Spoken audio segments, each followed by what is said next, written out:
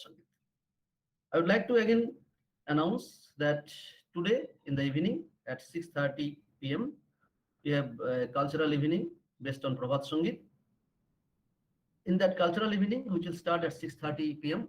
with the same Google link as you are participating today. Dr. Saroja Vidyanathan, she is the Padma Bhushan awardee, classical Bharatanatyam dancer and Guru, founder, president Ganesh Natalaya, Delhi. She will be our chief guest during the cultural evening. And Dr. Siddharth Luthra, senior advocate, Supreme Court of India. He will be our chief guest. I would like to request all the participants to make it kindly convenient to attend the cultural evening. We are very happy that today we have with us Professor S.R. Bhatt, Honorable Chairman, National Philosophy Congress. He is our chief guest today. Sir has come onto this platform on several occasions on behalf of Renaissance Universal. I once again welcome Professor Bhatt and request you, sir, to kindly present your keynote address. Once again, before starting this WhatsApp's speech, we request to everyone to unmute their video and to open the their video so we can take a photo. The participants, please switch on your video for a while so that we can have few snaps. Please open. You request 2-3 times. Then you could. I request all the participants to kindly switch on their videos for a while so that we can have few snaps for press release purpose. I request all the participants, please. Thank you very much. I request Professor Bhatt to kindly deliver the keynote address. Thank you very much. I offer my reverential regards to all the participants, particularly to Swami Divya Chitnananda Avdhutji Maharaj. I deem it a privilege to partake in this centenary celebrations of a great thinker, a versatile genius, an insightful philosopher, and in a way an all-rounder, because he has excelled in whatever area of knowledge he has dwelt upon with a philosophical acumen. And therefore, I regard him to be a very important philosopher of 20th century. I'm also thankful to Swami Divya Chitnanand for making us to relive and be afresh with the insightful discourses of Sri Anand Murthy. In fact, this is really a rewarding exercise, a fruitful enterprise for all of us. Swami Divya Chitnanand in fact, has disseminated the key concepts, the fundamental theories, and his enlightening deliberations of Sri Anand Murthy for the benefit of the whole humanity. And therefore, both Sri Anand Murthy as well as Sri Divya Chitnanand deserve our sincere congratulations and gratefulness. Sri Anand Murthy has dwelt on art, music and literature in a great depth and with some revealing insights.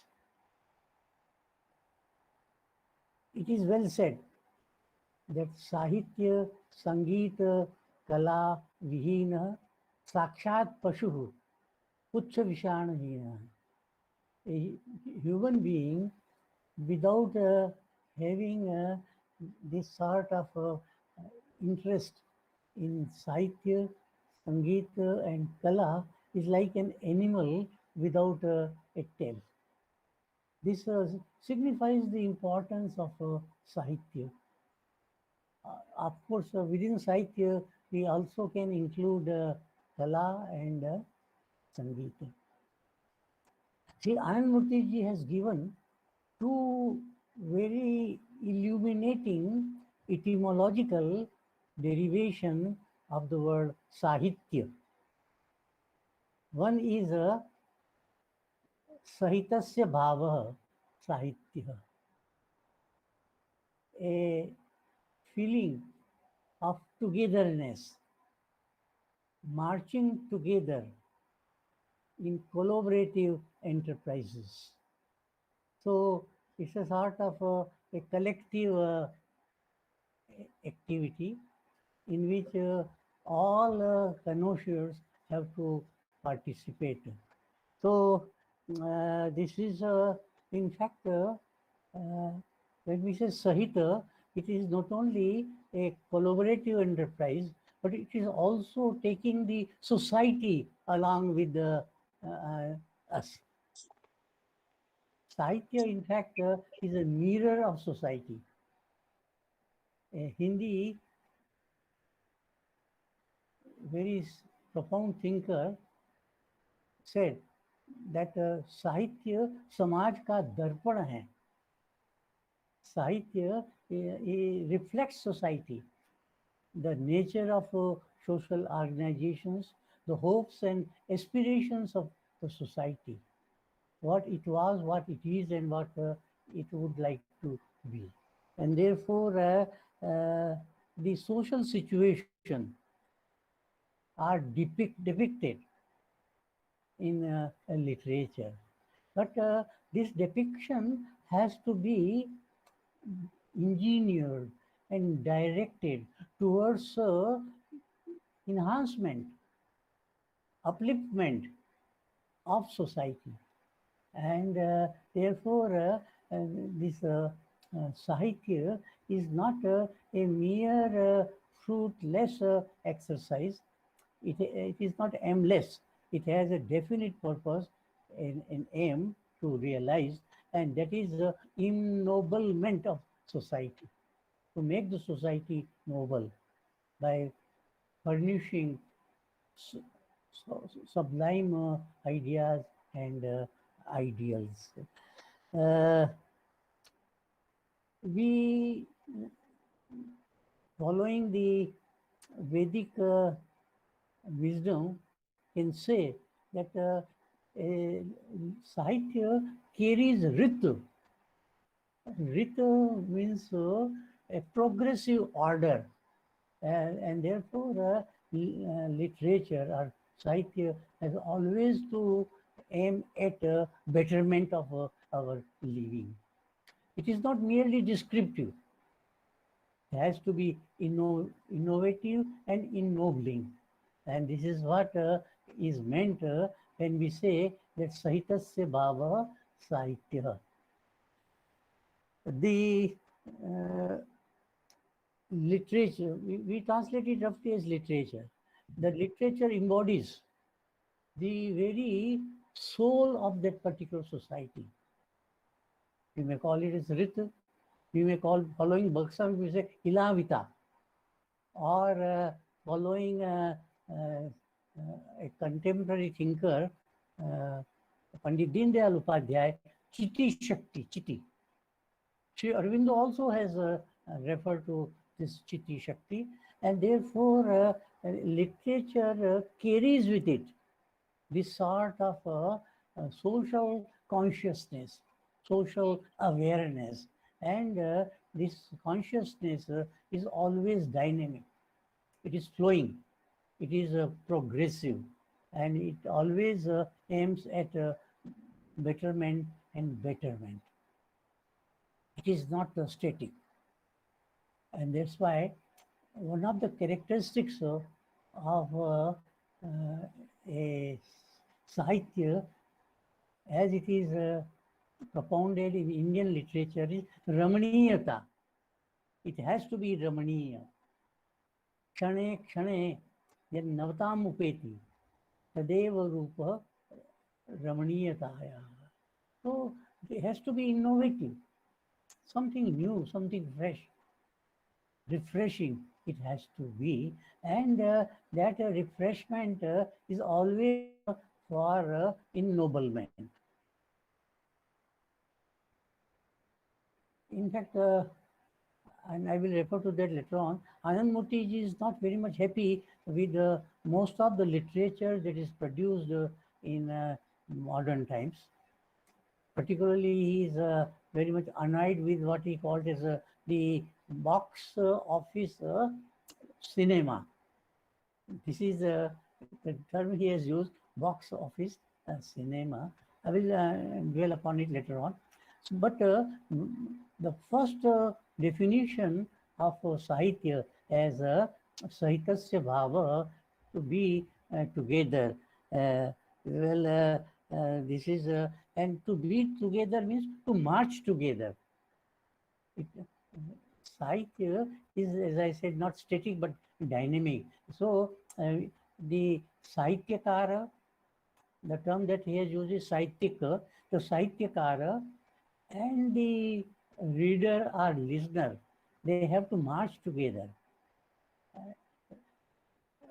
Anand Murthy ji has referred to that Vedic richa, samgachatvam, vadatam, samvo manansi, samgachatvam. We have to go together, march together for our betterment and for the realization of bliss. And therefore, the second definition that he has given of Sahitya is hitena saha, along with the hita. Hita stands for blissfulness, benefit, service for betterment. So this is another etymological derivation that he has given, and it's very significant because a piece of literature has to be classic, and a classical literature is that which is full of joy, joy yielding, and make us rejoice. Therefore, it is the rasa which is the very soul of a sahitya. Rasatmakam vakyam kavyam. A kavya is rasatmaka, is having rasa as its essence. And in our literature also, we have been told that the reality is full of bliss. Raso vai saha. Rasam vai labdva anandi bhavati. So, anandam brahmano rupam. The reality is full of joy and joyfulness. And that joy is to be disseminated. And therefore, we have the term kavi. Kam anandam yatanoti. Kam means bliss, ananda, and Vyatanoti means disseminates. It's a job of a kavi to disseminate through kavya. Kavya also means the same thing.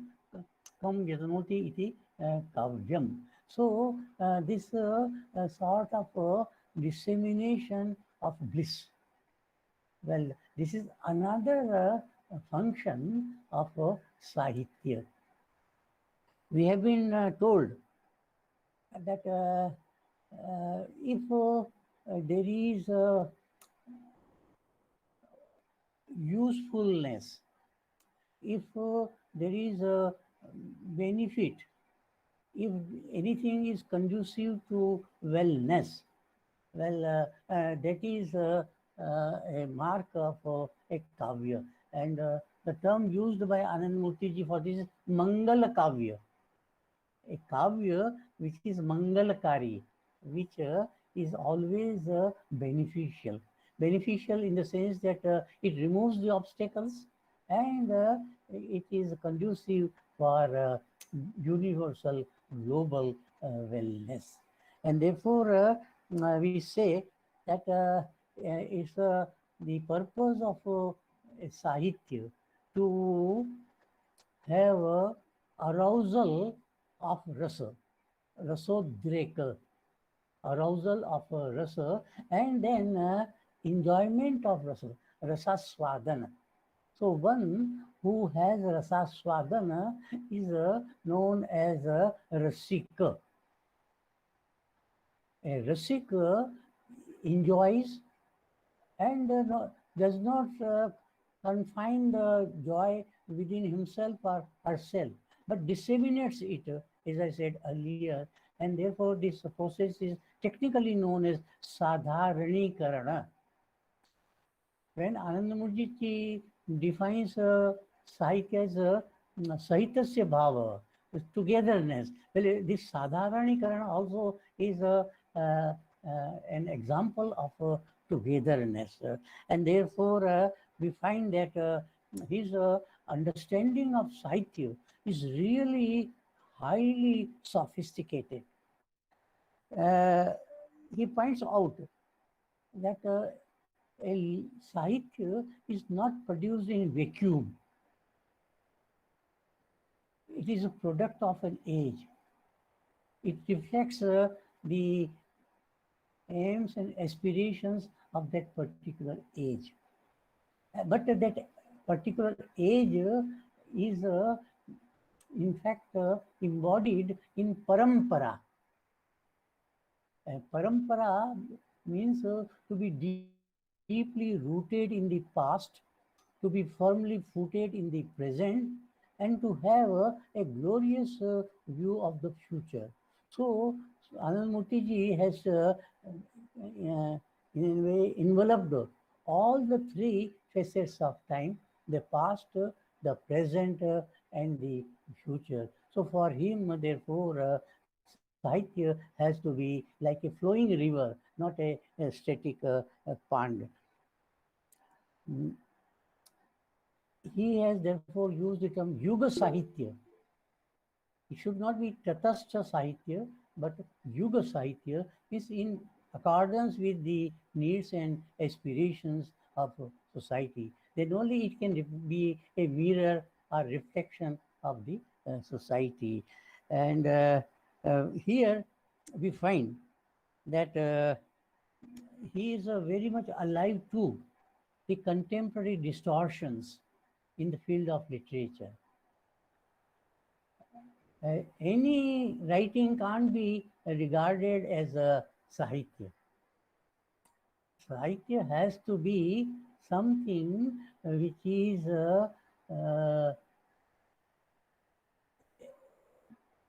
uniting people, making them come together and march towards higher and higher goals. And therefore, this is a sort of effort in which one is not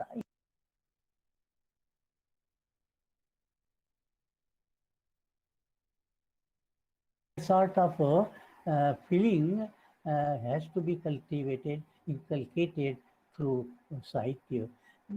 Then only Sahitya can be Sanatana.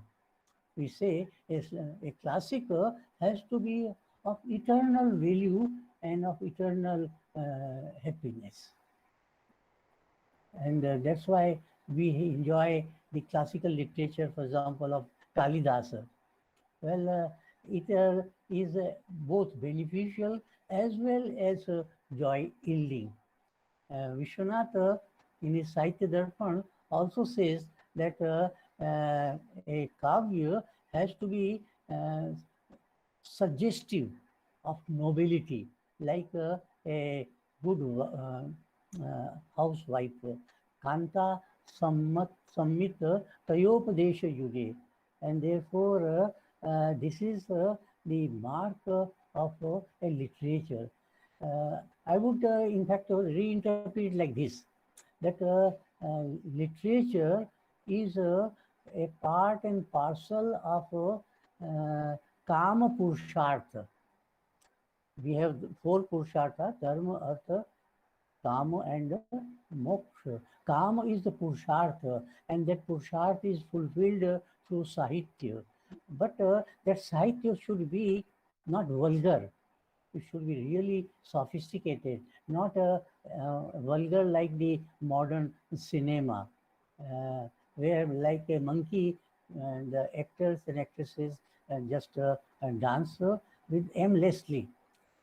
So, Sri Anandamurti ji is very much against such type of fake literature, not a genuine literature. And he further points out that art should not be for the sake of art. Art should be for the sake of service, utility, and enjoyment. I think it's a very good idea that he has floated, that we should have through Sahitya fulfillment of Kama Purushartha. It should not be Kamachara. In our tradition, we have made a distinction between Kama and Kamachara. Kamachara is a semblance, it is distortion of Kama, and we have to avoid that. Anand Modi ji further pointed out that we should always have a preference for our mother tongue.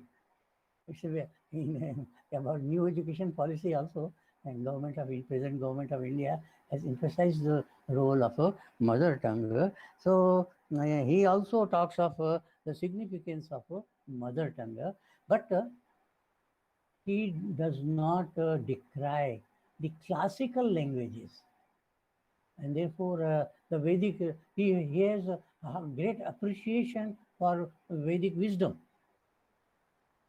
and finds out that that was an age of enlightenment.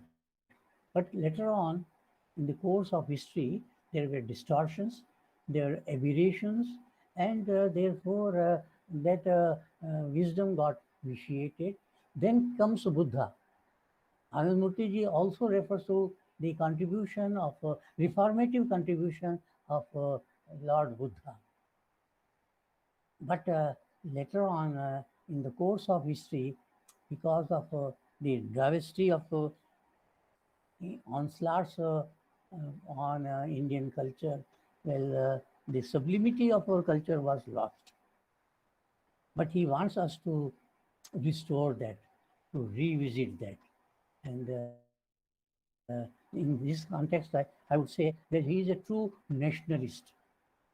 Nationalism and you can say regard and respect for the classical Indian culture is the sublime message that he has given to us. My point is therefore that we have to learn quite a lot from the writings, and he has been a prolific writer. So from his literature, because his compositions are really Sahitya, and they should benefit us, and it's now proper time that we have dissemination of his wisdom, which is quite varied, which is quite subtle and sophisticated, and which is really not only joyful but also elevating, enlightening. And finally, I would say that in the name of realism and surrealism, present day writers are only describing the states of affair in the society. Science should not be descriptive, it has to be reformative, and therefore there has to be innovative and useful outcome of our pursuit of science. Sri Anandamurti in this article refers to pursuit of science, quest for truth. And truth stands for that which is useful. Satyam is Shivam as well as Sundaram. Satyam Shivam Sundaram. Well, that should be the mark of a good Sahitya. I hope that the subsequent scholars who will be presenting their views will highlight this Satyam Shivam Sundaram aspect of Sri Anandamurtiji's this particular essay. I think the essay is titled as mm, Practice of art and literature. no, but it is in a new humanist education. That is new humanist education. In that it is contained. No? Yeah, this article is particularly it has taken from a few problems solved. The practice of and art and literature. The practice of art. Practice. So what should be the practice? Well, this is what he has really pointed out very beautifully, very, I should say, in a very enlightened manner. And I hope that our present day Sahitikaras, Sahitiks, they follow his advice and make literature really a classic, something which is of eternal value. So we thank, we are grateful to Anand Murthy for this enlightening wisdom, and we also thankful to Swami Divyachetananji for making us aware of this rich knowledge that he has handed on to us by way of a cultural heritage. And I hope that we preserve this cultural heritage and not only preserve but also practice it. Thank you very much. Thank you, Professor Bhatt, for your beautiful deliberation and bringing out the views of Sri Anandamurthy about art and literature. Sir, you have rightly pointed out that Roshik, Rasha Boisho, the one who understands the flow of divinity in the universe, that person is actually Roshik. I would like to quote Chandidas, Kavi Chandidas. He told that Roshik Roshik kohe সকলে, Roshik কেহই নয়, ভাবিয়া গনিয়া বুঝিয়া দেখিলে কোটিতে গুটি হয়। যেমতি দীপিকা উজরে অধিকা ভিতরে অনল শিখা, পতঙ্গ আসিয়া পরয়ে ঘুরিয়া পুরিয়া মরয়ে পাখা।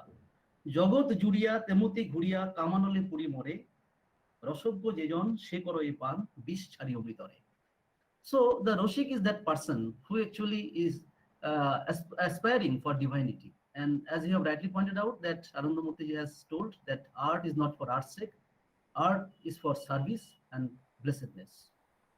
So I hope that our participants, we are enriched by your deliberations. On behalf of Renaissance Universal, I would like to place on record our heartfelt gratitude and thank to you, sir. And we look forward for your participation in other webinars to be conducted by RU. Once again, I would in fact,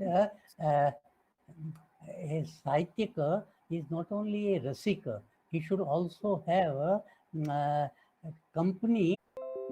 Om Akhanda Mangalakaram Vyaptam Yena Characharam Tatpadam Darsitam Yena Tasmai Sri Gurave Namaha. At first, I want to convey my academic respect to Anandamurthy by saying Anandamukti Datatvam Chiram Jayatvananda.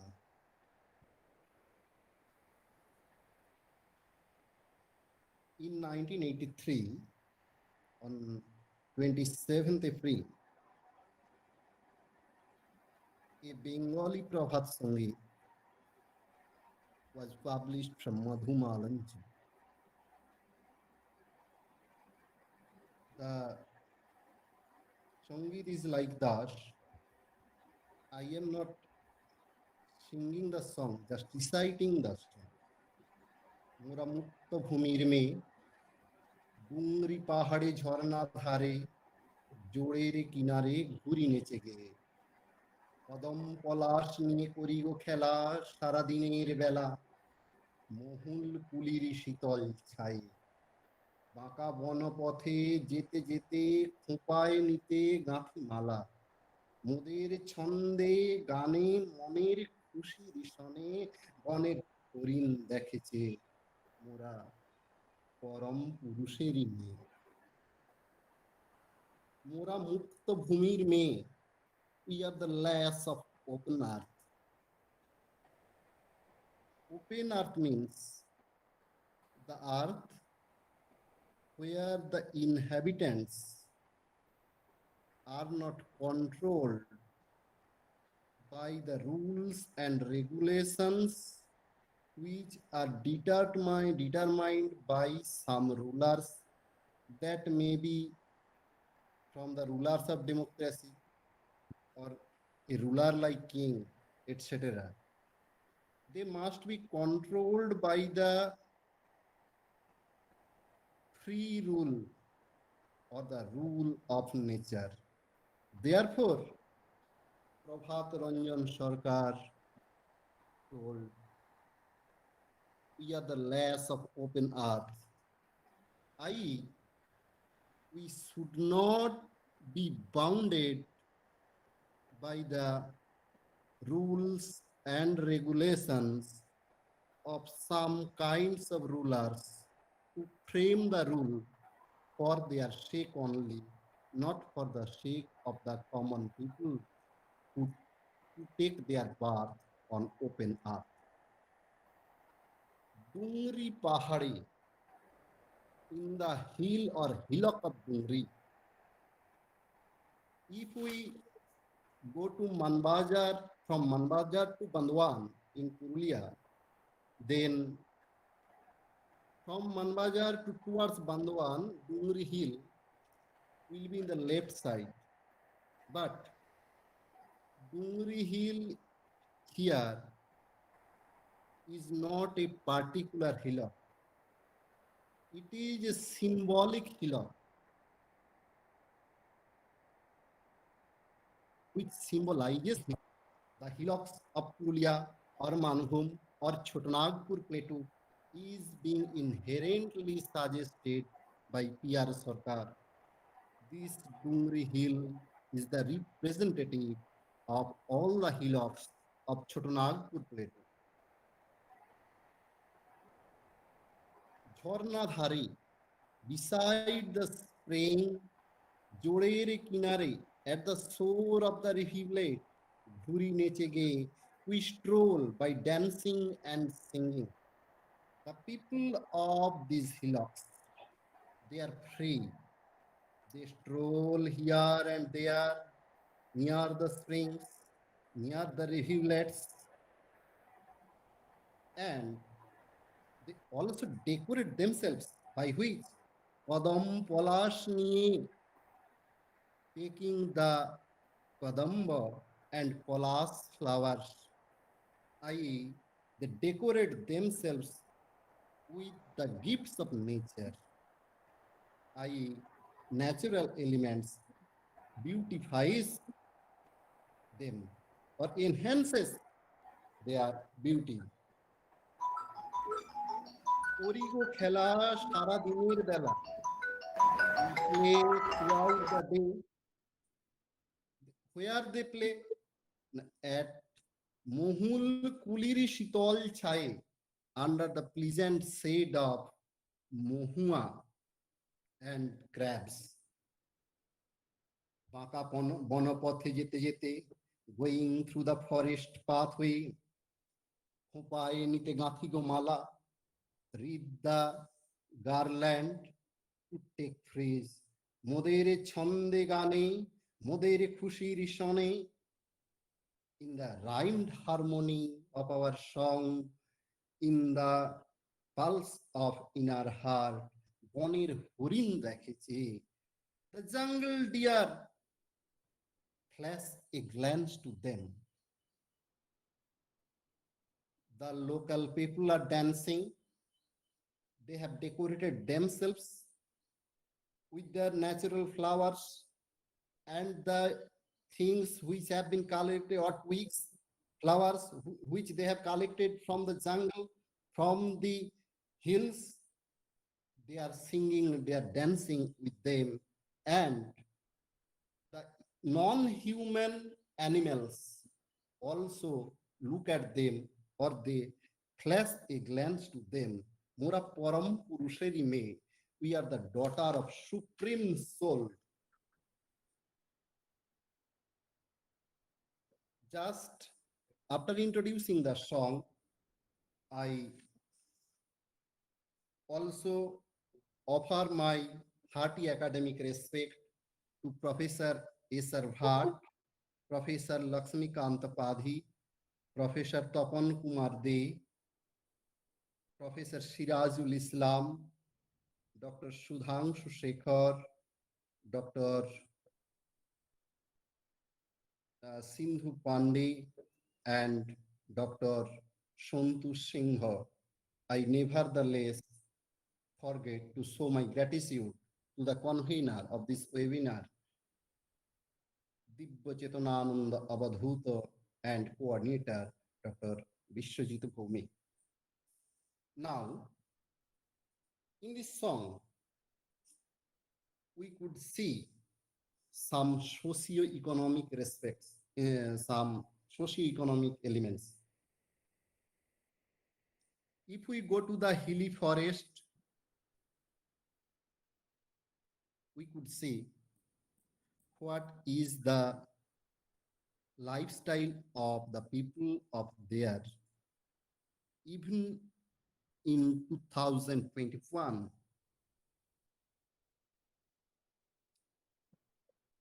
to maintain their livelihood, they collect wood, they collect mohul, they collect vegetables, fruits, etc. from forests, and somehow they sell these materials to the nearby agents, not to the market agents.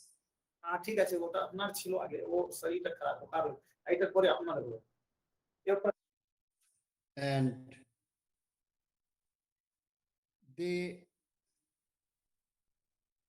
use the water of the rivulet to drink and to maintain day-to-day activities. They do not get purified water, i.e. from tube or deep tube for as their drinking water.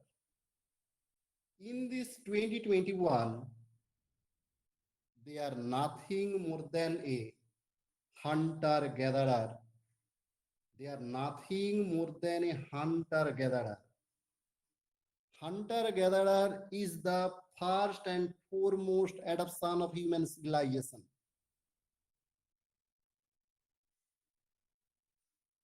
Though they wear clothes and become associated or come to the touch with modern civilization, their livelihood is not developed or up to the mark till date. But their so-called process of livelihood is being hampered repeatedly, as because the modern industry and civilization is on the way of progress in the name of development. As a sequel to this, deforestation is going on recklessly, even in these hillocks of Chotanagpur Plateau. Therefore, such kinds of hunter-gatherers are not safe today. their socio-economic condition is under restriction. They are not freed, though they are freed by nature, by birth. Our governments, our societal roles slowly and repeatedly make obstacles before their lifestyles. These people culturally is nature lover. They are nature lover at first, and their characteristics of nature lover is the prime theme of their culture. T.R. Sarkar directly did not mention about their dress in this song, but they used to use the natural forest flowers like kadamba, olaso, many twigs to beautify or to enhance their beauty. Again, singing and dancing is a part of their culture to pass the time and to entertain themselves.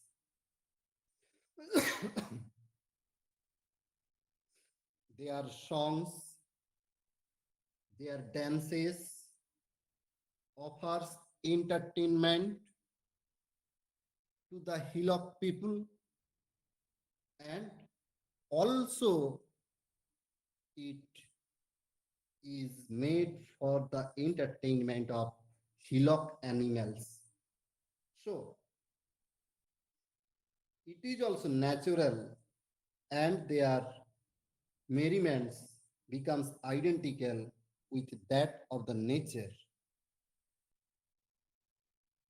So they are naturally associated and inclined with the nature. Their cultural essence comes from inner natural feelings which transients into supernatural or non-mundane bliss to be happy, and is helpful for human liberation. There is no mention about their intoxications, but mention of mohul flower inherently signifies that their drunkenness is resultantly guided them to dance throughout the day. And therefore, they forget all the sorrows, sufferings, and hard lifestyle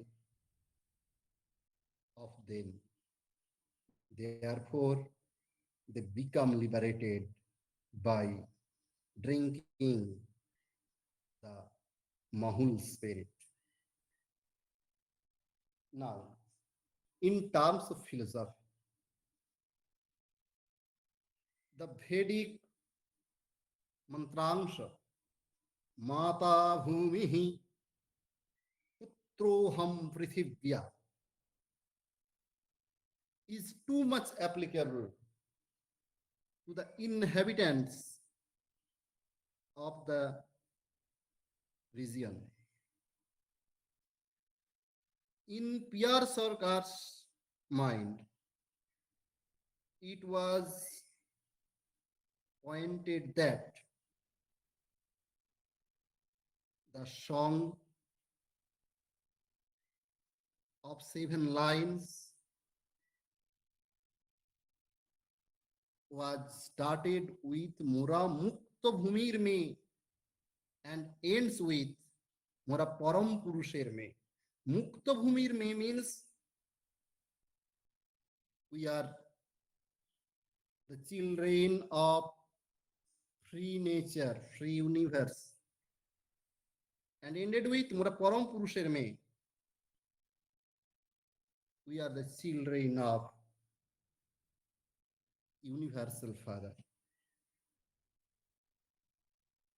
The people take birth, grow up, spend their whole life, and lastly take shelter on this land after their death, on the lap of this liberated soil, which is nothing other than the earth. And as a sequel to this, they are representative of the, sorry,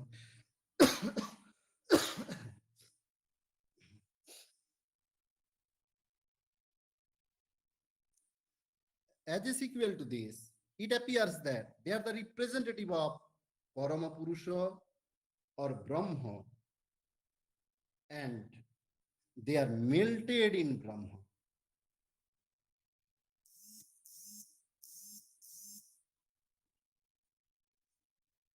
In Ananda Sutra, chapter 2, Ananda Murtiji mentioned by saying that Sukham Anantam Anandam. And the line Mora Param Purusheri me or Mora Mukta Bhumir me or Jodere Kinare Ghuri neche giye, these are nothing other than the symbolic significance of Sukham Anantam Sundarjam. This philosophical inherent meaning is lied herein. Human beings will only attain peace when they give up desires for perishable things of the world. Only an infinite source can supply infinite pleasure, and this infinite pleasure is anandam or bliss, is beyond both the limited world of 5 fundamental factors and limited mind. The process of experiencing anandam is completely different of experiencing pleasure. In pleasure, the aham enjoys vibrations from the external world reflected in chitta, vibrations which are congenial to its own samskaras. But anandam is the source of ultimate bliss, which is not external world, but is the Atman, a spiritual wave from the source of. Hello, শোনা যাচ্ছে? Hello. You are audible, Dr. Chakraborty, please. Yes, yes. A spiritual wave from the source of pure consciousness inundates the mind, flows through the mahat to the aham, and bliss is experienced. And therefore, the song which is associated with Dungri Pahad or thus all the hillocks of Chhatanagpur Plateau also symbolizes the free life, the liberation, the human liberation, the ultimate bliss of human. There is no pessimation in the philosophy of Ananda Murtiji or Ananda Marga. It is not dukkhatmak or sorrowful. The mission of life is not to relieve pain, but to create happiness. And this song also symbolizes such kinds of happiness. Too much emphasis on pain, on the dark side of life, will retard the development of humanity, while optimism is conducive to this development. So, the people of the soil of Chotnagpur Plateau are freed. They are liberated people, but their life is being bounded today by many inhuman rules and regulations, which are making many obstacles to their day-to-day life. But development is going on. But not the least, the free life of the people of this region is being hampered. So I pray to all to make these people and make them free beside the development, not to destroy themselves in the name of development. So Ananda only may be retained to them thereafter if the development do not harass their daily life and the development passes through the day-to-day life of them. So Ananda is inevitable. So Ananda is only the thing which is to be given to the people of this Chotnagpur Plateau. Just I will not elaborate too much. Here I want to conclude. Sarvi bhavantu sukhinaha, sarvi santu niramaya. Namo Namah.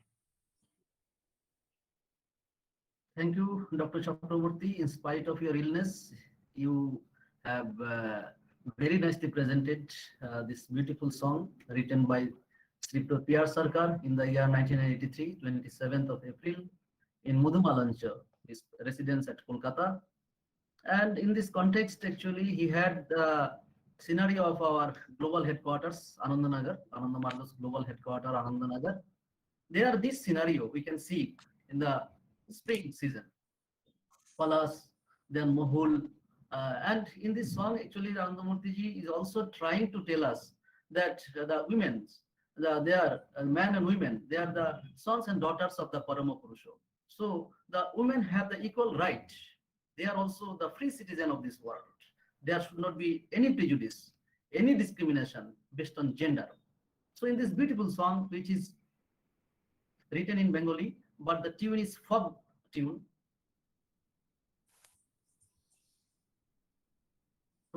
Rodia's folk tune, he has adopted this concept of equality as far as Param Purusha is concerned. In the name of so-called religion, women are suppressed for ages. Anandamurtiji has told, enough is enough. Women are also daughters of Param Purusha. They have equal standing, and the relationship between men and women are coordinated cooperation. It is not subordinated cooperation. Thank you very much, Dr. Chakraborty, that this song number 468, the one song has given us so many concepts, socioeconomic aspects of this zone. Of course, Chotnagpur, Purulia, all these zones, hills and hillocks. Beautifully, you have presented your views. And as we have told that there are 5,018 songs. So each and every song depicts this type of inner meanings. And in future, I believe that researchers will come out with many more explanations based on this Prabhat Sangita, the songs of New Dawn. On behalf of Renaissance Universal, I thank you profusely for being with us today in spite of your illness. I hope that you will be recovering very soon. With this, I once again thank you. May I now request Dr. Tapan Kumar De, Professor Tapan Kumar De, from the Department of Philosophy, Vidyasagar University to deliberate on the topic Neo-Humanism, a way to rehumanization.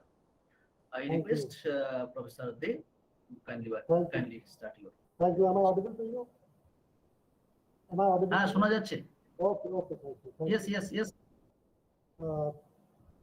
At first, I want to convey my regards to Professor A. Sarkar, Chairman, National Philosophy Congress, the Chairman of this session, Dr. Lakshmikant Pradhi, HOD, Philosophy MBU, and my co-speakers, Professor Sirajul Islam, Department of Philosophy and Comparative Religion, Viswabharati University, Shantiniketan, Dr. Sudhan HOD Philosophy, PP College, PRO and Deputy Registrar Academic, BN Mandal University, Madhepura, Dr. Sudip Chakraborty, who has just finished his lecture, wonderful lecture, Assistant Professor, Department of Sanskrit, Tirukanu University, Purulia, Dr. Sindhu Odial, Assistant Professor, Department of Philosophy, Tripura Central University, and Dr. Shontu Singh, Assistant Professor, Department of Sanskrit, Bakla University. And also, I want to convey my regard to Swami Dibya Chetananandaji, and also the program coordinator, Dr. Biswajit Bhaumik, and also the participants of this seminar. I want to talk with the topic that neo-humanism, a way to rehumanization.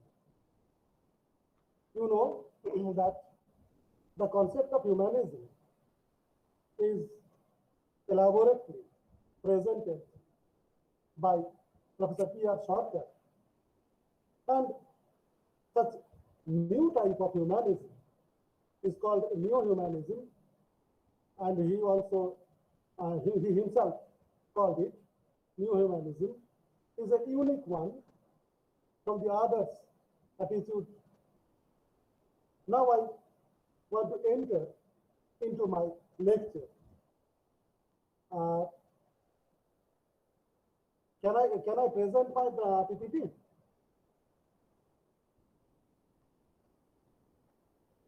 Yes, Professor De, you can do this. Okay, thank you.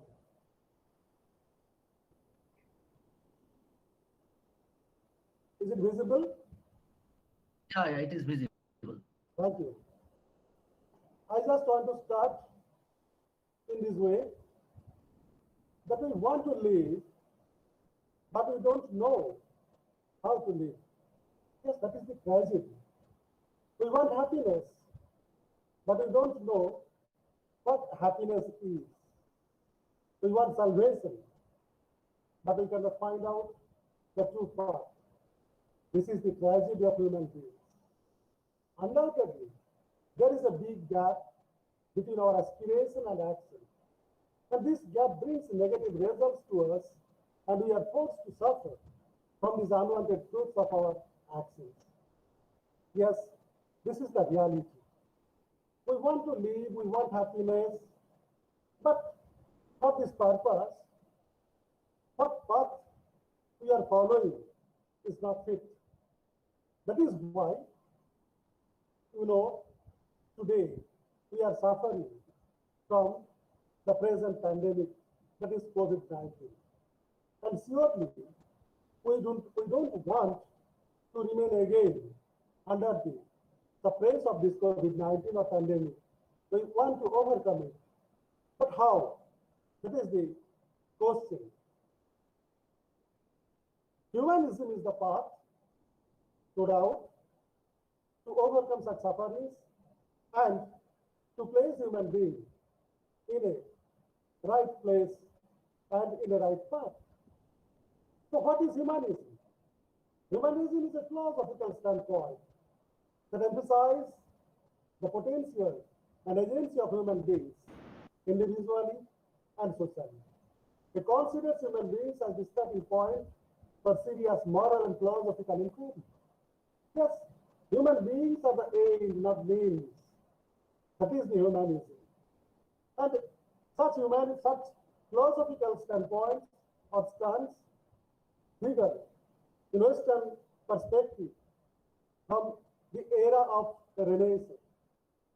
And in Indian perspective, you may find it in our classical Indian philosophical thoughts, and also from Veda, Upanishads, there are humanistic teachings.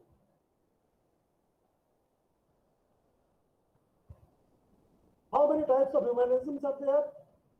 From Indian and Western perspectives, we may classify such humanism such in this way: religious humanism, secular humanism, naturalistic humanism, pragmatic humanism, rational humanism, scientific humanism, radical humanism, existential humanism, creative humanism, spiritual humanism, Vedantic humanism, and new humanism that is depicted by Sri Ananda Murthy.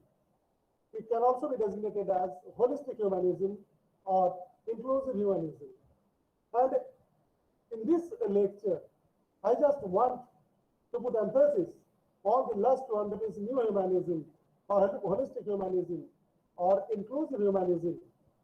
And I want to establish the fact that new humanism is the right philosophical stance, ethical stance to be a human being. In Bengali, there is a statement that animals are animals by birth, but human beings are not human beings by birth. Human beings to be a human being. পশু জন্মালেই পশু, মানুষ কিন্তু জন্মালেই মানুষ নয়, তাকে মানুষ হতে হয়। So how can a human being to be a human being? That is the main question in this pandemic era. Now,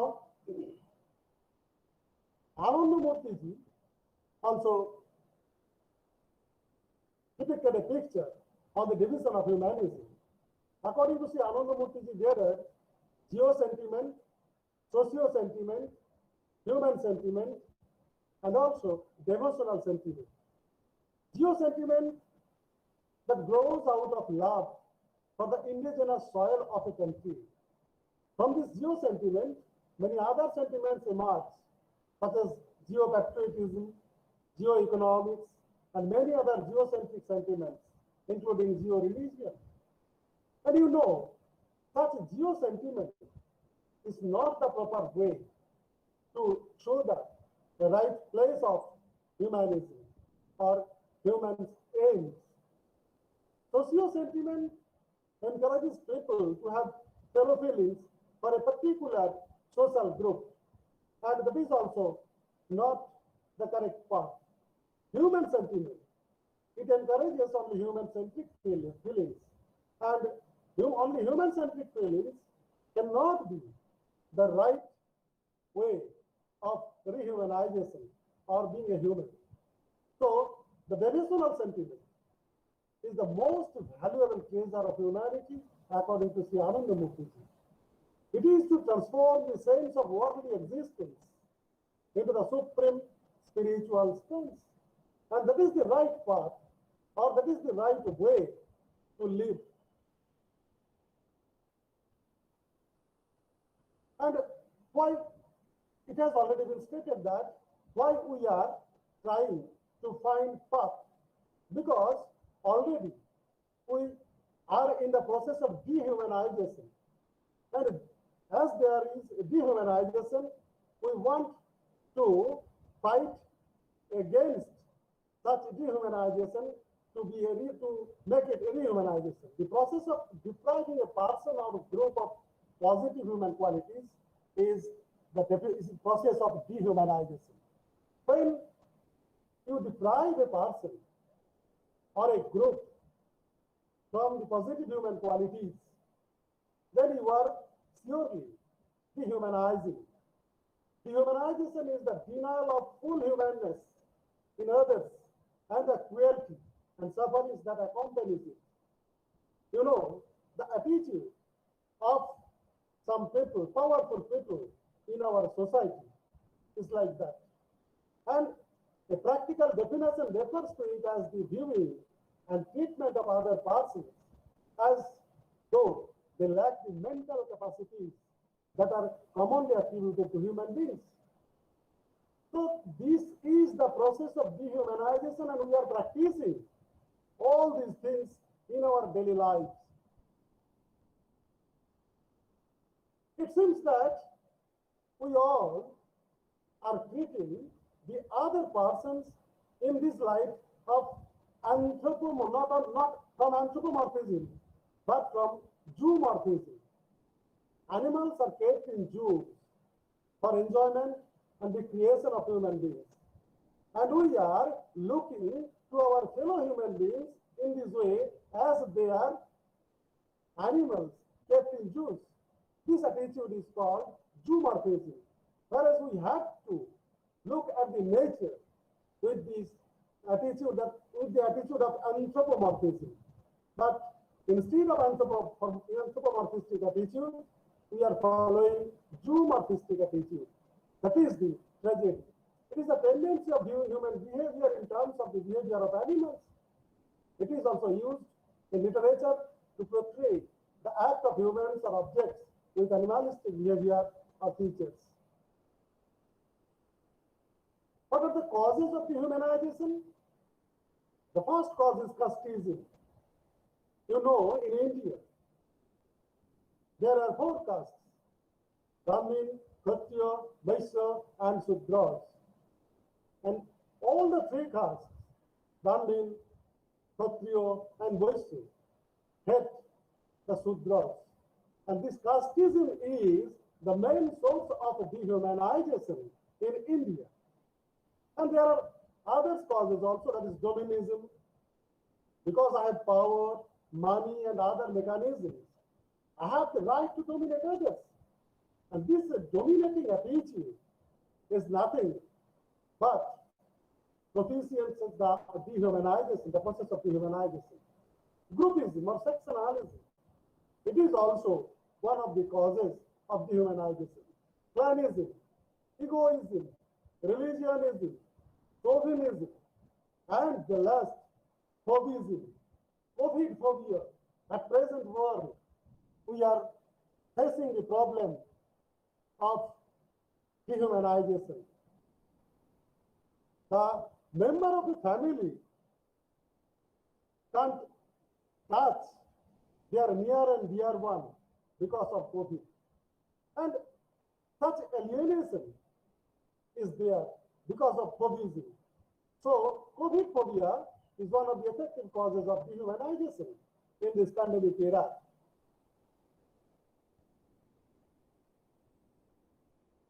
The COVID-19, like a mirror, shows the actual position of human beings.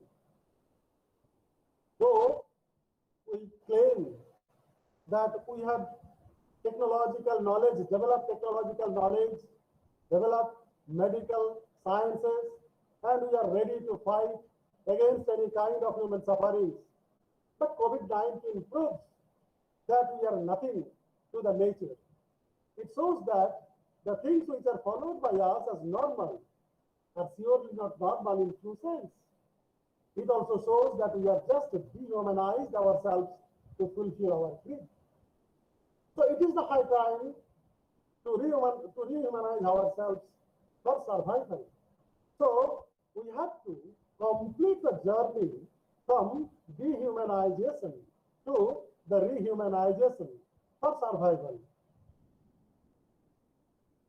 What is the way?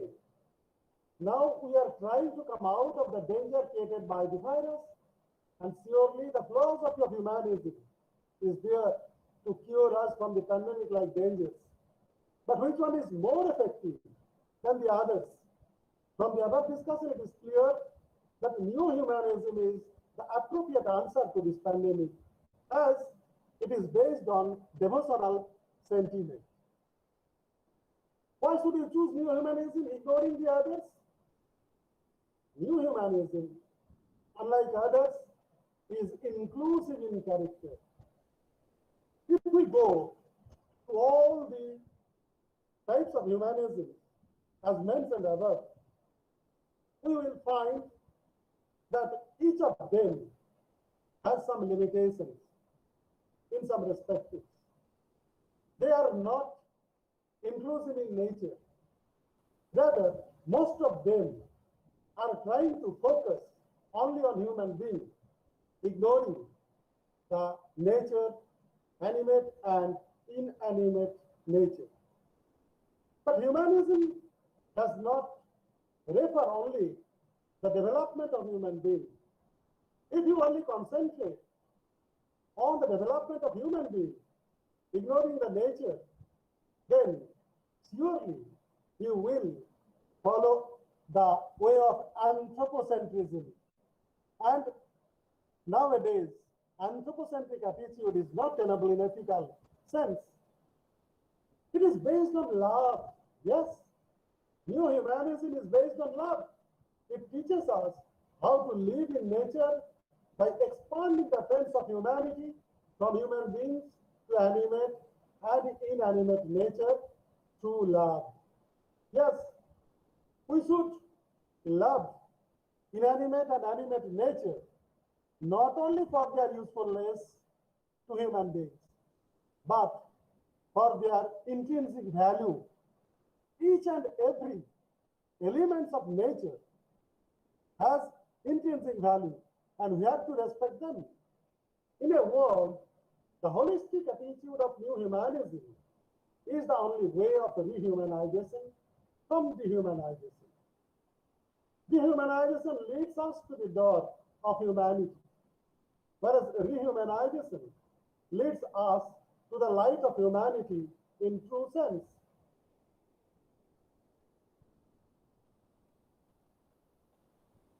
So, what is rehumanization? Rehumanization is the process by which one reverses the damage done by dehumanization. You know, following the attitude of dehumanization, we have completely destroyed the interconnections with nature, with other human beings, with our fellow beings. So it is the high time to fight against the damage, to reverse the damage, to make up the damage with the concept of rehumanization. That is, in individuals or groups, the process of rehabilitating one's way of perceiving the others in question, in one's mind, and in consequent behavior. We have to change our attitude to behave with others. We have to change our attitude to behave with nature. Nature is there not only as our resource provider. Nature is there to love. Nature is there for a great lesson for us how to live with happiness, how to live with anandam. Rehumanization is the non-violent process of rekindling the sense of empathy, not antipathy, not sympathy, but empathy. Empathy is the way to realize properly the other. It is simply the restoration of human qualities. Surely, we are at present in the position destroying our human qualities. The emotion of love, the sentiment of devotion is not followed properly by the present human being in our present society. That is why we are facing so many problems of imbalance in our inner part of our body, and also imbalance in nature. We all know that human being is a combination of body and mind. If there is a rhythm, there is a balance, there is a sweet balance between body and mind, we feel happiness. But the balance of body and mind is not sufficient for the progress of human being, for the progress to achieve consciousness, for the progress to enjoy perpetual anandam.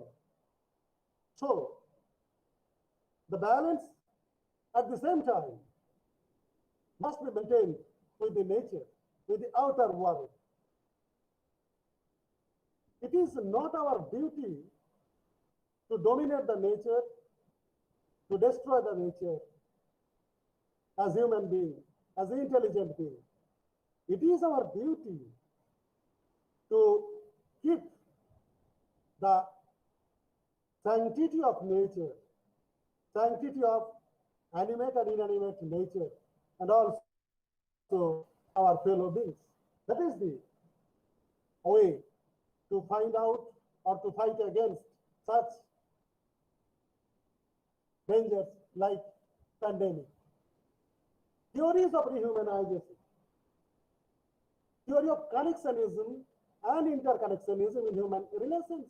Yes, I have heard a story from a person that who is living abroad. I asked him whether he has deep relations with his parents. He said that he has contact with his parents, but he has no connections with them. যোগাযোগ আছে কিন্তু সংযোগ নেই. It is the high time to convert the contact to connections, interconnections, because human society and the nature are bound with an interdependent relations, and we have to re-establish this relation following the concept of new humanism as depicted by Sri Ananda Murthy. Theory of reverence. Each and every act should be based on reverence, responsibility, and restructurization of responsibilities. Being intellectual, we have some responsibilities, and we have to restructure them because we have forgotten our responsibilities. Palliative care. Take care to your fellow beings, to the nature, for reunion. And reunion with non-human being and the mother nature is the only way to come out of the danger. So what new humanism is saying? Come to the slide. And this is taken from Professor Prabhat, Ranjan, Sarkar, that is Sri Ananda Murthy ji. When the underlying spirit of humanism is extended to everything, animate and inanimate in this universe, I have designated these as neo-humanism. This neo-humanism will elevate humanism to universalism, the cult of love for all created beings of this universe. That is very much important that